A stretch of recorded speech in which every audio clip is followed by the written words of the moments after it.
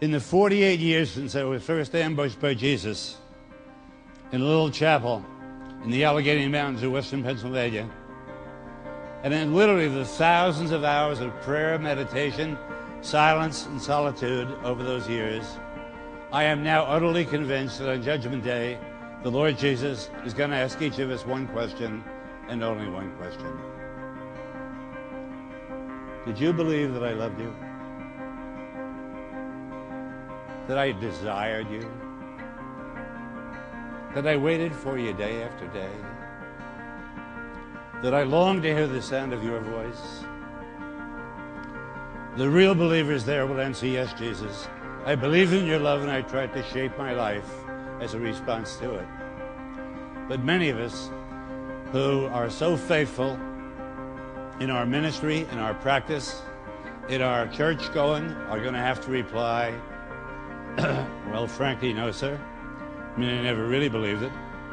I mean, I heard a lot of wonderful sermons and teachings about it. In fact, I gave quite a few myself. But I always thought that was just a way of speaking, a kindly lie, some Christian's pious pat on the back to cheer me on. And there's the difference between the real believers and the nominal Christians that abound in our churches across the land. No one can measure like a believer the depth and the intensity of God's love, but at the same time, no one can measure like a believer the effectiveness of our gloom, pessimism, low self-esteem, self-hatred, and despair that block God's way to us.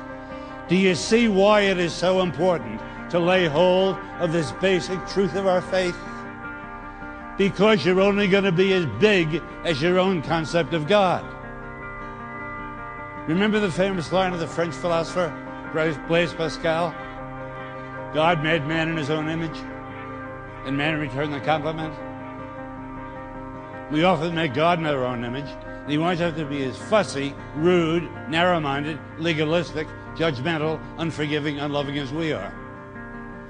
In the past couple of 3 years, I have preached the gospel to the financial community in Wall Street, New York City, the airmen and women of the Air Force Academy in Colorado Springs, 1,000 physicians in Nairobi. I've been in churches in Bangor, Maine, Miami, Chicago, St. Louis, Seattle, San Diego, and honest, the God of so many Christians I meet is a God who is too small for me, because he is not the God of the Word. He is not the God revealed by and in Jesus Christ, who this moment comes right to your seat and says, I have a word for you. I know your whole life story. I know every skeleton in your closet. I know every moment of sin, shame, dishonesty, and degraded love that has darkened your past. Right now, I know your shallow faith, your feeble prayer life, your inconsistent discipleship.